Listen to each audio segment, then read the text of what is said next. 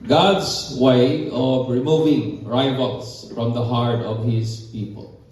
Kani bang pamaagi ba sa Dios pagtangtang aning mga karibal ba niya sa kasing-kasing sa iyahang mga tao nga iyahang ipanggaw gihigugma igsoon. Ang atong pagpamalandong makita naton the book of Isaiah chapter 2 verse 1 to 13. So sundan lang ko yung basa sa hilom.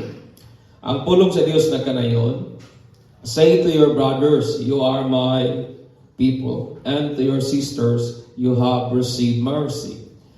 Plead with your mother, plead, for she is not my wife, and I am not her husband. That she put away her whoring from her face, and her adultery from between her breasts. Lest I strip her naked, and make her as in the day she was born, and make her like the wilderness, and make her like a parched land, and kill her with thirst.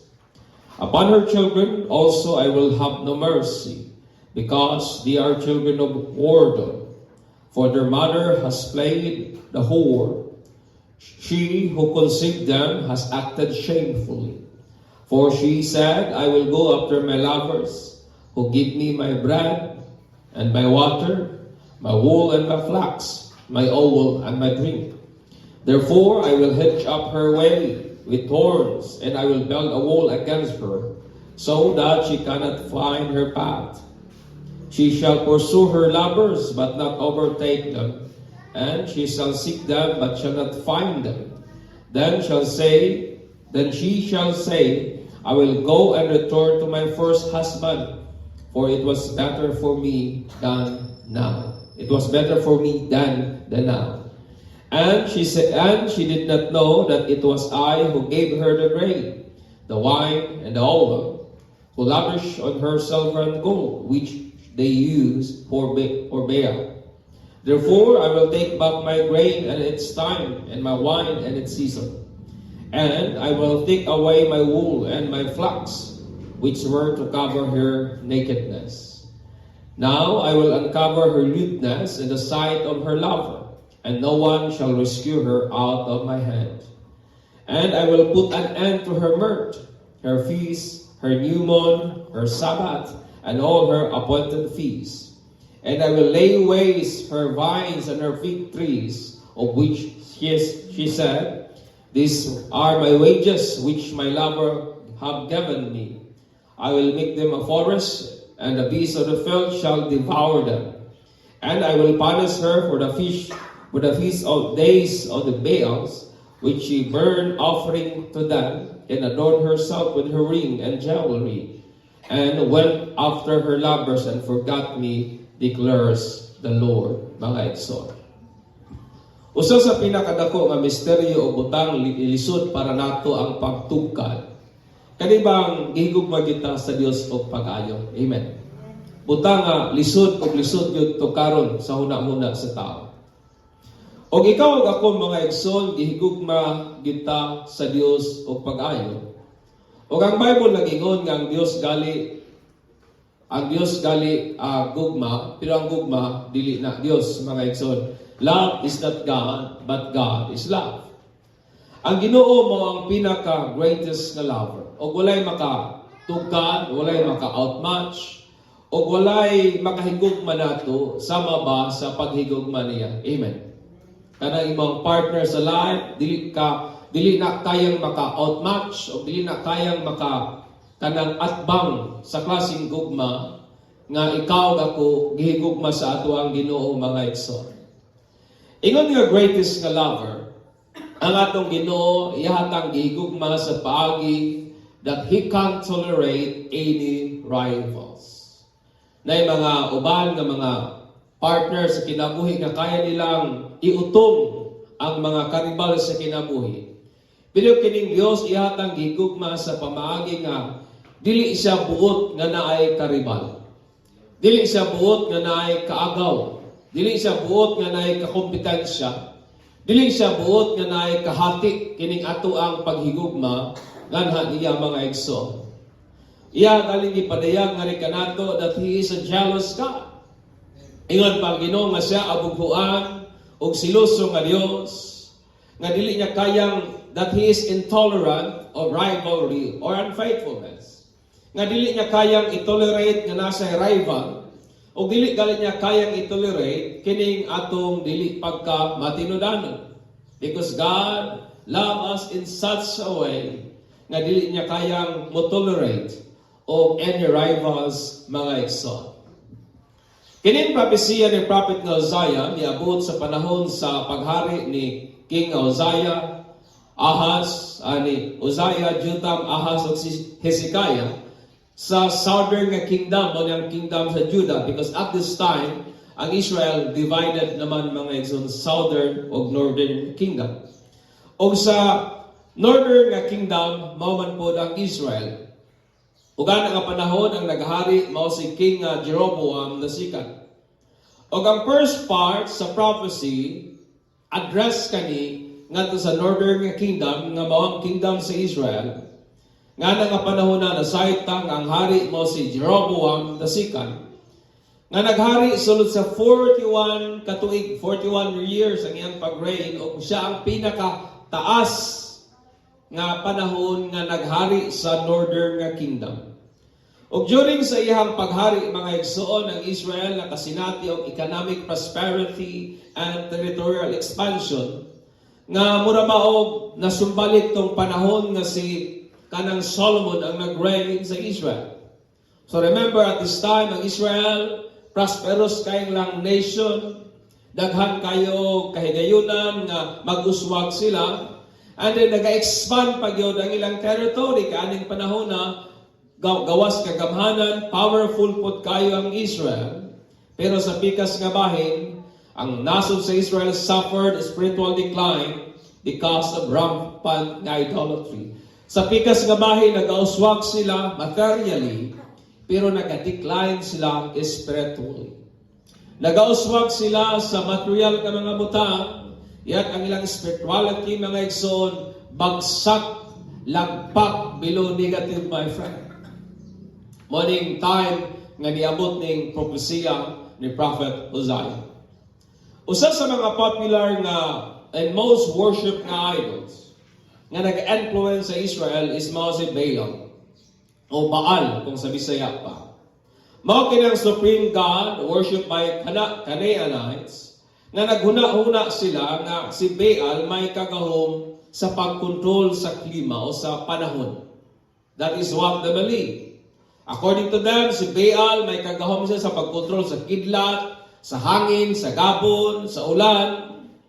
O siya po ang may kagahom sa pagpadala og ulan para pagbisbis sa ilahang land o sa ilahang farm o paghimo sa ilahang fertile, hinungdan og nasod nga ng ilahang mga tanom nagatubo o nagahatag og mayong abot, mga igsoon. That is what they believe. Sa mga Israel, sa wala pa sila misulod sa promised land, ang Ginoo pila ka busy sige balik-balik ngadto nila pagpahinumdom, pagsugo sa mga katawhan nga dili gyud muyuko, dili gyud muyukbo, dili gyud mosimba og lain nga Dios, mga igsoon. Og ang mga pagsimba kang Baal infiltrated the Jewish religious life during the time of Judges. Remember, nga ang time sa Judges, manatong time nga wala pa'y king ang Israel. Wala sila'y hari. So ang nagadumala sa ilaha, kining mga judge o mga huwis o mga maghuhukom, mga igsoon. O ana nga panahon, mo na ang panahon nga nakasulod, naka-infiltrate kining mga pagsimba kang Baal. O nahimo siyang widespread, nahimo siyang nikuyana sa panahon sa paghari ni King Ahab, nga diin kung atong nasayra ng hinubay sa Biblia, aning panahon na galing nga si Ahab ang king, iya galing i-challenge siya ni Elijah, nga pamatud-an, maghimo sila og showdown to prove kung kinsa gyud ang tinuod nga Dios at Mount Carmel. Di ba ka? Hinubay man ta sa istorya ni Ana. Nga dito sa Mount Carmel, naghimo silang altar, o gipauna ni Elijah tong mga propeta ni Baal, og sunod dayon siya, pero ang nahitabo, ang may tubag, mao gyud ang Dios ni Elijah, mga igsoon. Amen. Ang Baal, o ang word na Baal, it means Lord, master, owner, possessors, husband, and leaders. That is the word Baal means. It means Lord. It means owner. It means master. It means possessor, husband, and leader. A reason why nga ang Ginoo iyang gitawag si Baal as the lovers of Israel. Ingon na Ginoo nga ikaw Israel ang imuhang kabit kani si Baal. Ang imuhang lovers kani si Baal, because ang word nga Baal, it means kana bitang something na nag-iya nimo mga igsoon. Understand me, ang definition po sa idolatry, according kang Merriam-Webster, is the worship of physical object as a god. Kana bitaw nagasimba ka og usa ka physical nga butang, ingon nga kana imong gipakadios. And two, ingon niya, immoderate attachment or devotion to something. Kana nabitaw kay naghingapin o naghinubra nga pagsimba o pagtagad nga sa usa ka butang. It could be money, it could be wealth, it could be your dreams, it could be anything mga igsoon nga nakay immoderate. Kana bitang dili na, kana bitang naghingapin nga connection, naghingapin nga attachment, naghingapin nga mga pagsimba sa usa ka butang nga diin dili ang tinuod nga Dios mga igsoon. Sa Bible, ang idol is anything that replaces the one true God. Amen. Sa Biblia nga perspective, ang idols is tanang butang nga diin ang Dios napulihan. Tanang butang nga nagapuli ba sa Dios, sa matuod nga Dios. Tungod kay ang idolatry is always about the condition of man's heart allegiance, where God is displeased as the source of joy, blessing, security, and peace. Sa Biblia, ang idolatry nagisgot kana sa tanang mga butang nga diin nagpuli sa trono sa Dios, sa kasing-kasing sa tao. Kaya ang idolatry kanunay kanang nagisgot sa kahimtang kondisyon sa kasing-kasing sa tao, kansang ang iyang mga pagsimba, ang iyang loyalty, ang iyang kanabitang pagkamatinud-anon, napulihan mga igsoon sa Dios, napulihan sa butang nga dili ang Dios, ug nasa iyang paghunauna nga kanang mga butang aside from God, mo'y tuburan sa iyang kalipay, mo'y tuburan sa panalangin, mo'y tuburan sa seguridad, kalinaw, ug uban pa mga igsoon. Ug usa sa pinaka-prevalent nga form of idolatry sa Bible nga times is ang pagsimba sa mga imahe nga naghuna-huna sila, kana nga imahe nag-embody sa various pagan deities. Na naghuna-huna sila nga kana nga imahe naga-represent sa Dios nga ilang ginasimba. Pero naghanag Diyos-Diyosan sa kalibutan mga igsoon. Daghan og mga false gods and goddesses sa tibuok kalibutan. O ang idolatry extend beyond the worship of idols. Ang idolatry dili lang na taman sa pagsimba of object, kundi it goes beyond niana mga igsoon. Ingon pagali nga Apostle Paul and Colossians 3:5-6. Put to death, therefore, whatever belongs to your earthly nature. Patya ninyo ang unsaman ang nasa inyohang tawhanon, yutanon nga kinayahan, ingon niya, sexual immorality, impurity, lust, evil desires, and greed, which is idolatry. Amen. Patya ninyo kining mga kaibog, kining pagkamahugaw, kining dautan nga mga tinguha, kining pagkadalo, kining pagkahakog. Ingon ni Pablo, tugod kay kana mauman ang pagsimbag Diyos-Diyosan. It is an idolatry. And verse 6, ingon din niya, because of this, the wrath of God is coming. Tungod aning maong butangan, nan ang kapungot sa Dios moabot mga igsoon. Tungod kay ang idolatry is not only about object, dili man lang taman anang mga kahoy, bato, o sa pamanang butanga, may larawan, etc. But ang idolatry is, of course, nagisgot usab sa mga butang nga belong sa atong earthly nga nature. Idolatry, mga igsoon, nagisgot usab kana sa tuang tawhanon, mga kanibitang old nato nga nature nga may control over us that provokes God. Kaning atong mga karaan nga kinaiyahan ba nga nagakontrolar paghihapon nato nga di nagahagit, nagapasuko sa atong Dios, mga igsoon. That is an idolatry. Anything that is in us that provokes God's anger, anything that pertains sa atong old nga nature, nga din, it angers God so much, then that is an idolatry, mga igsoon. Amen.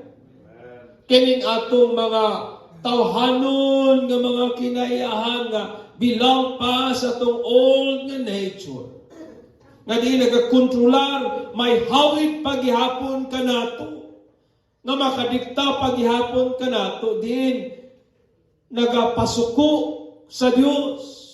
Ingon ni Pablo, then that is idolatry, mga igsoon. Amen. Napamabuti. Kaya nga itong nauna sa idolatry, object lang. But ingon ni Pablo, no, dili. Anything that has control sa imong life, which pertains sa imong old nga nature, that provokes God, then that is an idols, mga igsoon. Ang Ginoo mao man ginagsugo kang Hosea nga mo-take og sexually promiscuous nga woman. Ingon ang Ginoo kang Hosea, hala sige Hosea, pagkuha diha og usa ka babaeng daghang kabit, usa ka babae nga kanang buring-buring, usa ka babae nga dili faithful sa iyang relationship. So ang gibuhat ni Hosea in obedience ngadto sa sugo sa Ginoo, iya ang gikuha si Gomer nga may various na sexual relationship sa daghang mga lalaki. Diba? It was God who commanded Hosea to do such things. Aron ipakita sa taga-Israel kung unsa ilahang kahimtang o kondisyon at tubangan sa Dios, mga igsoon. Despite sa unfaithfulness ni Gomer, Hosea responded by paying for her and bringing her home. Luyo sa dili maayo nga reputasyon ni Gomer, luyo sa daghang mga lalaki nga nagpahimulo sa iyang physical nga lawas. Pero ang gibuhat ni Hosea, iya gyapon gibayran si Gomer. Iyang gipakaslan, gidala gyapon niya sa iyang panimalay, og nag-demonstrate kana sa gugma sa Dios nga wa gyud sama, mga igsoon, og sa grasya sa Ginoo ngadto sa iyang mga katawhan. Amen. Amot kung kita kay sugo nato sa Ginoo, kaya makana to.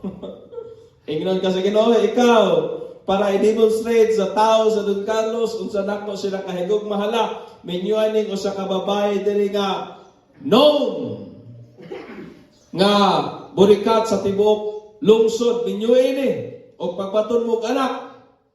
I don't know kung sako nga bahin, mga igsoon, sa kaya kong reaction. Pero gibuhat kato sa Ginoo para ipakita ang iyang gugma nga wa gyud sama o gayang grasya that is abounding para sa iyang mga tao, mga igsoon. Amen. Ang Ginoo iyang gitawag ang iyang mga katawhan as her wife. O kana girepresent ni Gomer na supposedly as a wife dapat belong lamang siya sa iyang husband. So ingon nga asawa, ang nanag-iyan niya ang iyang bana. O ang Israel, whom God chooses for Himself. Ang Ginoo magyod ang nagpili sa Israel para sa iyang kaugalingon, mao man kita. God choose us for Himself. Amen. Dili man kita ang nagpili sa Dios, ang Dios man may nagpili nato. Amen. O ang Israel gi-represent siya ni Gomer, nga usa ka promiscuous nga babayi, mga igsoon. The Israelites, kung inyong nakuha tong flow sa narrative, ang Israelite, nangita siya og lain nga lovers. Nangita siya og lain nga mahigugmag mupangga niya ba? Tungod kay nagtuo siya nga kaning iyahang lovers, so dili lang usa, daghan gyud kay plural ang gigamit sa Bible. Naghuna-huna siya nga kining iyahang lovers mo'y nagahatag niya pagkaon, nagahatag og food aron nga makakaon siya. Naghuna-huna kining Israel nga kining iyang lovers mo'y naghatag og ilimnon aron naghatag og tubig aron makainom siya, matagbaw ang iyang kauhaw. Naghatag kaniya og sinina nga matabunan ang iyang pagkahubo. Naghatag niya lana nga magamit niya sa kagabhion paghayag sa iyang panimalay, pagtambal sa iyang mga sama, etc.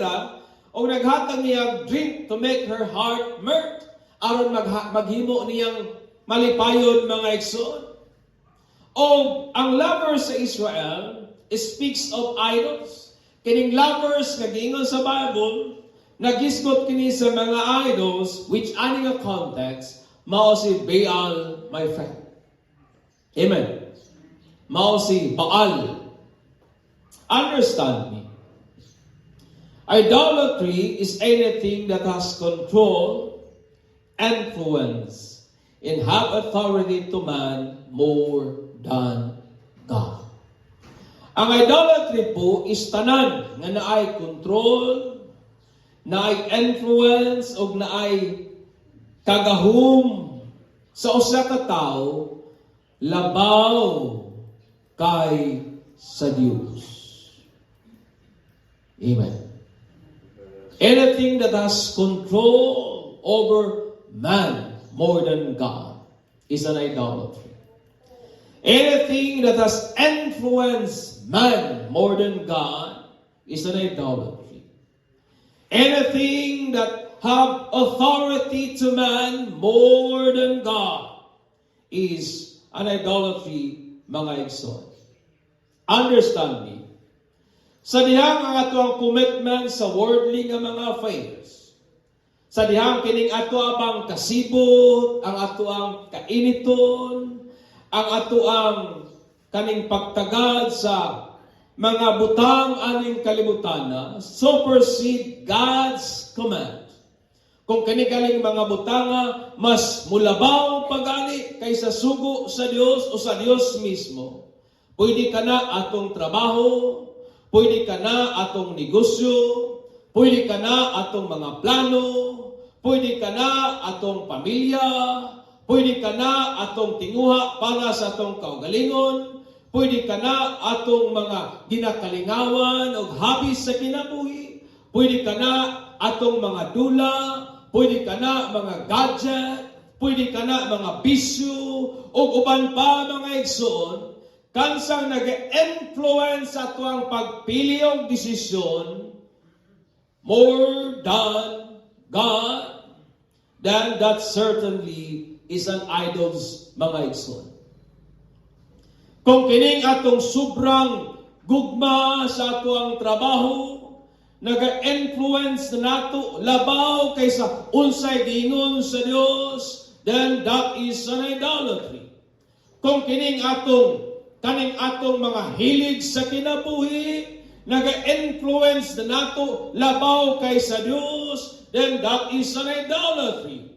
Kung kining atong mga pagtuon, naga-influence nato labaw kay sa Dios, then that is an idolatry, mga igsoon.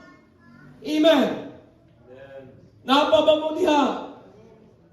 Kung kining atong trabaho, di na ka makasimba, kaingon ang imong trabaho, tinghalin karon. Kung di na ta makasimba, tungod kay ang imong kahiligan, it demands natay dula karon. Kung dili nakakahimo sa mga butang gisugo sa Dios, kay mas giuna pa nimo ang butang nga dikta sa imong personal nga mga pagbati, labaw kay sa tingog sa Dios. then that is an idols, mga igsoon. That is an idolatry. Amen. Napamamo diha. That is certainly an idols, mga igsoon. Nay mga tao nga akong nailhan, nga niyundang nagpangalaga sa Dios, niyundang nag-ato sa simbahan, tungod kay gusto lagi nila magmalinawon daw ang ilang panimalay. Ang ilang reason mo kani, dili na ko magsimba, pastor, kay kung magsimba ko, maglakot man ang akong bana. Magmaoy-maoy man. Magpakita man og butanga, dili mao batok nga rin kanako. Pero ako nagtuo mga igsoon nga what hinders ato niya dili ang iyang bana, kundi dili ang iyang kahadlok o ang iyang pagkamakulang pagtuog, pagsalig sa Dios. Amen. Kay daghan man kog makita nga mga wife diin ginadinan sa ilang husband pero nagpadayon man og pangalagad sa Ginoo to the extent nga ilang husband galing nadala sa tiilan sa Dios. Amen. To the extent nga nadala nila ang ilang husband sa pagpangalagad sa Ginoo, mga igsoon. Nag-usap po sa daghang mga rason nga common akong madunggan kining rason sa pagka-busy. Halos walay panahon sa Dios kay busy sa unsa man ang gikabisihan sa kinabuhi. Pero ingon baya sa Jesus, why do you call me Lord, Lord, and do not do what I say? Kanong inyo magkungtagon, Ginoo, Ginoo, o dili inyo buhaton o tumanon. Kini ko sa akong giingon, mga igsoon. Hallelujah. Dili man ka paminaw ninyo diya katong malunggay kag dos mata. No? Kasi dili ka paminaw ba malunggay kag dos, malunggay pandesal ta dili ha. Ang Israel, mga igsoon, the Israelite embraces a false belief about her lovers. Nasa sayong nga konsepto o pagtuo, may tungod aning mga lovers niya, mga igsoon. Kaya niingon siya, and fine, I will go after my lovers, who gave me my bread and my water and my wool and my flax, my oil and my drink. Iyang una-una, nga kining iyang lovers, kining butang, iyang ipainunguran sa iyang pagbati, o hinungdan nga nung ginabless siya. She think it was her lover who gave her food to eat. Naguna-una siya, nga kining iyang nagahigog man niya, o naghatag niya pagkaon, ilimnon, sinina nga nagatabon sa iyang lawas, o nagahimo niyang malipayon. Pero sa ingon sa Ginoo in verse 8, iyang ingon, and she did not know that it was I who gave her the grain, the wine, and the oil, and who lavished on her silver and gold, which they used for Baal. Ingon ang Ginoo, apan wa gyud siya masayod, nga ako ang nagahatag niya sa kanang grain, sa wine, sa oil, o naghatag niya aning bahandi, aning silver o kulawan, nga iyang ginagamit. Pahinungod na kang Baal, mga igsoon. Aning kinabuhiaw when we are not careful about what we think and believe in life. Kung dili bitaw ta magmabinantayan aning atong ginahuna-huna o ginatuuan sa kinabuhi sama aning mga Israelita, we can possibly tend to think and believe that our bills are being paid because of our works or job. Kaya kung dili ka careful, pwede tang maghuna-huna nga kining atong mga balayronon, mga obligasyon sa kinabuhi, nagakabayaran nato tungod kay natay trabaho, tungod kay natay negosyo, tungod kay natay panginabuhian, mga igsoon. Tungod kay natay uma o uban pa. Sa diyang may love kita, understand me, we then fall in love with our livelihood. Mahigugma na dahil ta sa itong panginabuhian, nga mo influence sa ito ang desisyon labaw na dayon kay sa Dios. We decide on what our livelihood says more than what our Lord says. Kaya naghuna-huna naman ta, o na-inlove naman ta sa itong panginabuhian, mo na mas bugat na dahil para nato, o sa tingog sa itong panginabuhian, labaw kaysa gingon sa pulong sa Diyos.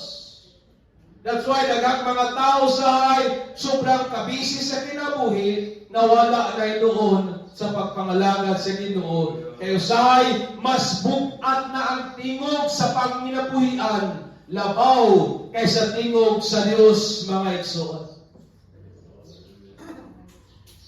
Apan ang kamaturan, understand me is this. May trabaho kita. Tungod kay ang Dios naghatag natong abilidad aron nga mo-qualify kita sa unsa mang trabaho or panginabuhian nga naata, mga igsoon. Amen. Ang Dios may naghatag natong abilidad aron mo-qualify kita sa unsa mang trabaho, panginabuhian nga naata karon. We earn natay makita nga sapi o makabutang tagpagkaon sa atong lamisahan, mabayaran nato atong mga balayronon, mapaeskwela nato atong mga bata sa mga tulungaan, makapalit kitang atong mga sinina, nakapatukod kita sa atong mga balay ug uban pa, mga igsoon. Amen. Because the Lord has given us that ability to gain wealth. Amen. Usahay atong una-una, ako yung unahon ng akong trabaho kay mabay na hinimdan na nung akong mapakaon na akong panimalay, akong unahon ng akong panginabuhian kay diri baya mi makabayad sa among mga balayronon. Usahay tungod kay mas bugat naman ang tingog sa trabaho, mo na usahay ang Diyos nagakapadapli na mga igsoon. But we must understand nga wala ta nakabayad sa atong mga balayronon tungod kay natay trabaho, nakabayad ka sa atong mga bills tungod kay ang Diyos naghatag natong abilidad to qualify us sa maong mga trabaho nga nata, mga igsoon. Muna kung namatay angay pasilungan o kung namay tingog nga mas bugat para nato, it should not be the voice of our word, it should be the voice of our God. Amen. Dapat ang mas bugat ang tingog sa Diyos, mga igsoon. Ang rivals is anything that displays God from our hearts. Kaya mga karibal sa Diyos, maning mga butanga, kanabitaw nagaditron sa Ginoo sa atong kasing-kasing, kansang nagahatag o kapungot sa Diyos o nagadala lamang sa iyang kasuko ngani sa atong mga kinabuhi, mga igsoon. Ang atong Ginoo dili siya buot nga nasay karibal o dili niya kayang itolerate nga nasay rivals, my friend. Ningon dyan, verse 6, therefore I will hitch up her way with thorns. Sa akong babagan ang iyang dalan aning mga tulog-tulog, and I will build wall against her so that she cannot find her path. She shall pursue her lovers but not overtake them, and she shall seek them but shall not find them. Then she shall say, I will go and return to my first husband, for it was better for me than now. Yun ang akong babaga na niyang dalanan, aron dili niya maadtuan kung iyang kapit, o na sa Bible, o mabot sa iyang huna-huna, nga mubalik siya nga rin kanako, kaya ningon siya, na mas maayo man itong dito ko sa akong unang bana, kaysa akong kahintang karon, mga igsoon. God's love can tolerate no rivals. That is the love of God. Dili kayang mo tolerate o karibal. And there are the following lessons we can learn. Aning ang passes sa Hosea of how God removes rivals from the heart of His people. So saan pagkuha sa Diyos, kining mga karibal, rivals niya sa kasing-kasing sa iyang mga katawhan. Una, that the Lord changes a person's heart by changing their experience, my friend. Una, nga ginabag-o sa Dios ang kasing-kasing sa tao, pinagi sa pagbago sa iyang mga ginasinatian or kasinatian sa kinabuhi mga igsoon. In verse 9 down to 12. Ang Ginoo nato does not tolerate any rivals para gikan nato. And one way of removing rivals from the heart of His people is by changing their heart. Amen. Usa sa pamaagi sa Dios sa pagtangtang aning mga karibal sa kinabuhi o karibal sa iyang paghigugma, karibal sa atong paghigugma nga na kaniya, is pinaagi sa pagbago sa kasing-kasing sa iyang mga katawhan o ginabago sa Dios ang kasing-kasing sa iyang mga katawhan, pinaagi sa pagbago sa ilahang mga kasinatian mga igsoon. Ang mga Israelite na sila'y fallacious na belief, na sila'y dili maong pagtuuma, nga si Bial mo ang nagapanalangin nila, nga si Bial ang hinungdan nga nung nasila'y harvest, si Bial hinungdan nga nung makaulan, o maghimog tabulok sa ilang yuta, o nagpatubo sa ilang mga tanong, o ilagaling ginagamit ang ilang mga agricultural produce as an offering and celebration nga sa feast ni Baal mga igsoon. So, sa gibuhat sa Ginoo for them to realize their fully. O sa gibuhat sa Dios aron alibat maran o mahayagan sila o makamata sila gikan silang kinabuhang mga igsoon. O sa gibuhat sa Ginoo, God took back His blessing. Amen. Gikuha sa Dios, giwithdraw sa Ginoo ang iyang mga panalangin to prove to His people that Baal is nothing. Amen. I-withdraw sa Diyos ang iyang mga panalangin po sa inyo siya, akong bawion ang akong grain, akong bawion ang akong wine, akong bawion ang akong flax, ang akong wool, akong bawion kining akong mga panalangin. Aron ikaw, akong expose ang imong pagkahubo o maglisod ka pagayo. Mo na ingon sa Ginoo ngadto sa mga taga-Israel. God took away His blessing to prove to His people that Baal is not. Nga Ginoo gyud ay may nagaprovide og ulan to make their crops grow. Nga Ginoo gyud ay may nagapanalangin silang tanaman aron nga maka-harvest o makabaton sila ginansya, o ang Ginoo gyud mo nagahimong malipayon nila by giving them good harvest mga igsoon. Amen. Understand me. Ang Ginoo nagapanalangin o kaya po niyang bawion ang iyang mga panalangin. And God changed our present experience ang iyang pamaagi sa pagbago sa kasing-kasing sa tao. Kaya usahay ng tao, pag medyo komportable na kayagdagan sa kinabuhi, makalimot naman sa Ginoo. So to prove to His people that He is the one who blessed them, usahay Ginoo, pakuratan tag mga kalisod sa kinabuhi. Pakuratan tag mga butanga, muhatod nato sa pagpamalandong dili gyud ay tungod sa trabaho nganong na-provide ang atong needs. Tungod gyud ay sa Dios nga naghatag natong trabaho. Amen. Amen. Kaya usahay, mas bukat naman ang trabaho kaysa Dios. Usahay, mas bukat naman ang pangandoy kaysa Ginoo. Usahay, mas bukat naman ang mga tinguha sa kalibutan ng mga butang kaysa Dios mga igsoon. So sa gibuhat sa Ginoo ngadto sa mga Israelite, ingon niya, I will take back my blessing. For you to realize that Baal is nothing. So pamaagi sa Ginoo sa pagbago sa kasing-kasing sa tao is ang pag-usap sa iyang kondisyon o sa iyang mga kasinatian sa kinabuhi mga igsoon.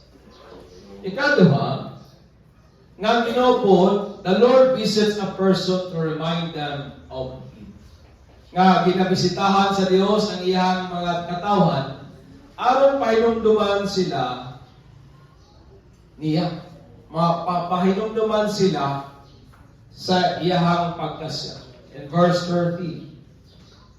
Kita kasagaran natong na gituuhan regarding sa presence sa Ginoo is a calm breeze of air or a gentle whisper. Wala to common nga understanding sa presence sa Ginoo kan bitaw murag naay huruhoy sa hangin, naay gentle nga whisper mo hunghong sa atong dunggan, ang ato rin kasing-kasing mabatit kalikon, mabatit kalipay, mabatit kainit mga igsoon.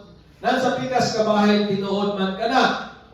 But the presence of God, dili lamang niya ginapabati sa maong pamaagi niya. Understand? When God said that He would punish her unfaithful people for the feast of Baal, di ba yun na Ginoo in verse 1, in verse 13, I will punish her, ako siyang silutan. O gisilutan sa Ginoo sila tungod kay di lagi sila matinud-anon, o naghimo pag sila pagpasinungog kang Baal, o tungod kay iyang yung inapurso si Baal, o iyang ikalimtan ang Dios mga igsoon. Ang word na punish is from Hebrew word pakad, nga iyang kahulugan, it means to visit. That is the word punish. Bisitahan.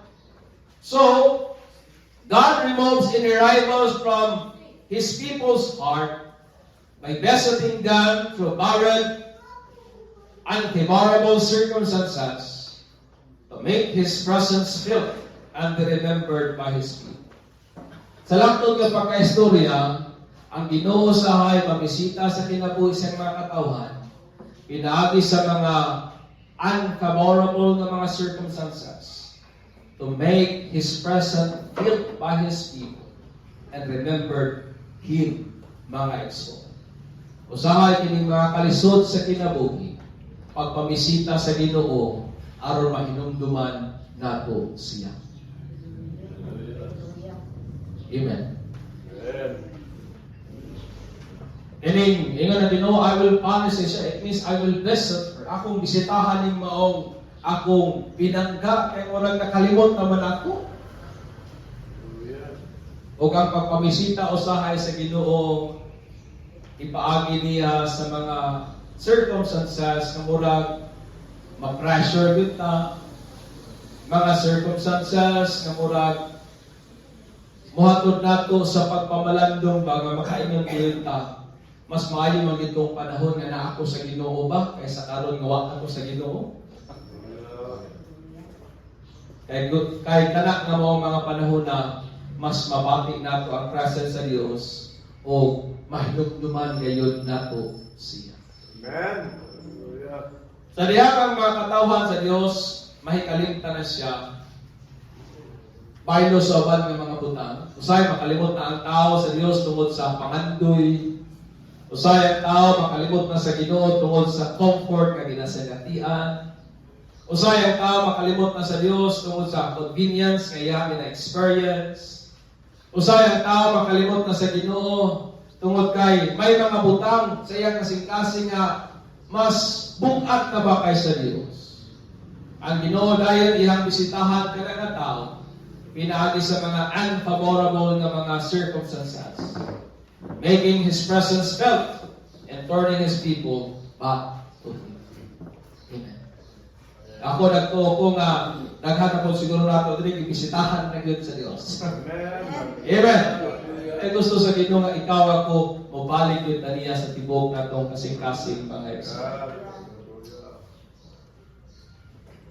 In conclusion, God's love tolerates no rival. Ang gugma sa Dios dili gyud gusto nga naakit siya ay karibal. Ug yatang gihigugma sa mao gyud nga pamaagi. Rivals can be anything that displays God in our heart. Kaning karibal sa Dios tanang mga butang nga mupuli ba sa Ginoo sa atong kasing-kasing. Kansa ato na dayong kinatuman ug atong kinabutang ang ato ang allegiance labaw kay sa Dios. God is a jealous God. Ang atong Ginoo abughuan sinuso nga Dios. And rivals only incur his wrath. Kining atong kaning mga karibal niya, igo lamang kining nagdala o kapungot niya sa atong mga kinabuhi, mga igsoon. God removes rival from His people's heart by changing a person's heart, pinaagi sa pagbago sa iyang mga kasinatian sa kinabuhi. And by visiting a person where His presence is felt, pinaagi sa mga bawat na mga circumstances. Busa akong hagit na itong tanan, let us make no room for God's rival in our heart. Busa ayaw hatagig lugar, ayaw hatagig dapit sa imong kasing-kasing, ang unsamang mga butang nga mahimong karibal sa Dios sa imuhang paghigugma ngadto niya. Kung naman kay trabaho, higugma ang Diyos, labaw kay sa imong trabaho. Kung naman kay pangandoy, higugma ang Diyos, labaw kay sa imong pangandoy. Kung naman kay tinguha, nga muuswag aning kinabuhia, higugma ang Diyos, labaw kay sa imong tinguha, nga muuswag mga igsoon.